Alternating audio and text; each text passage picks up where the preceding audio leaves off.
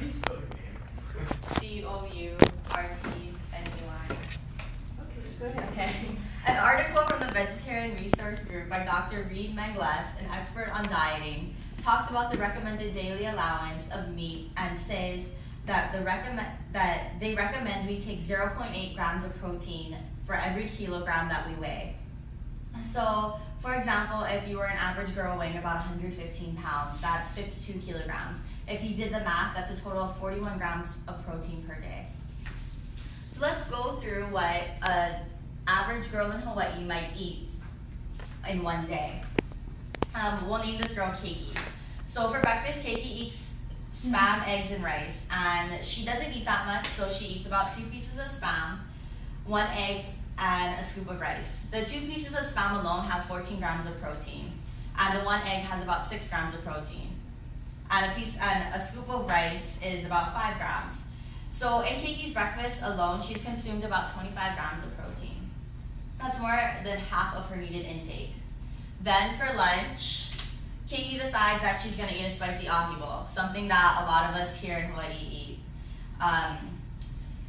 3 ounces of ahi, which is a little smaller than a deck of cards, contains about 15 grams of protein in it.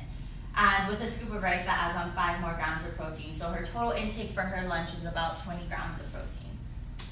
Then for dinner, she eats, her mom makes chopped steak and rice. So she's already 4 grams over her recommended intake. And for dinner, a 3-ounce piece of steak, which is a little smaller than playing cards, it contains 21 grams of protein. So even if Keiki ate less than that, she would still be eating more protein than she needs. With 1 scoop of rice, she totals her dinner at 26 grams of protein for a total daily intake of 71 grams of protein. That's 30 grams over her needed intake. And a lot of us girls today, and boys, I'm sure they eat way more than this, eat more than our daily intake of protein and our daily intake of meat that we need. And it doesn't even have to be that much, but we still have a high protein diet. And all of this information was found on becomehealthynow.com, and it gives the nutrition content of all types of foods and the amounts of nutrients in each. So eating a diet full of meat, like our example girl, can cause many effects for people in the future.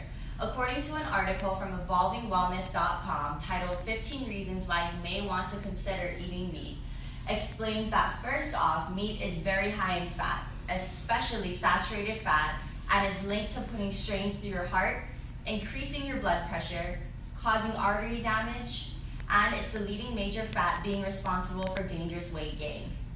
It also increases your chance of colon cancer, and it's hard on your digestive system. Another article from the New York Times titled Health Effects of Meat stated that meat-eating societies such as the United States tend to have higher levels of cholesterol in their blood and higher rates of coronary heart disease than societies where people depend more heavily on plant-based food diets.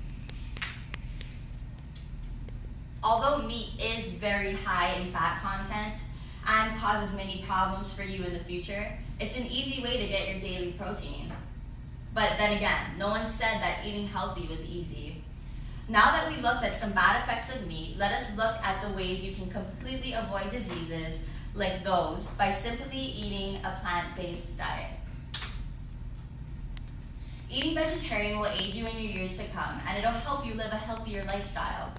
According to vegetariantimes.com, eating a vegetarian diet is the single most effective way to stop the progression of coronary artery disease or even prevent it entirely. Cardiovascular disease kills 1 million Americans annually, and it's the leading cause of death in the United States. But the mortality rate for cardiovascular disease is lower in vegetarians than in non-vegetarians, according to Joel Furman, a medical doctor and author of Eat to Live, the revolutionary formula for fast and sustained weight loss.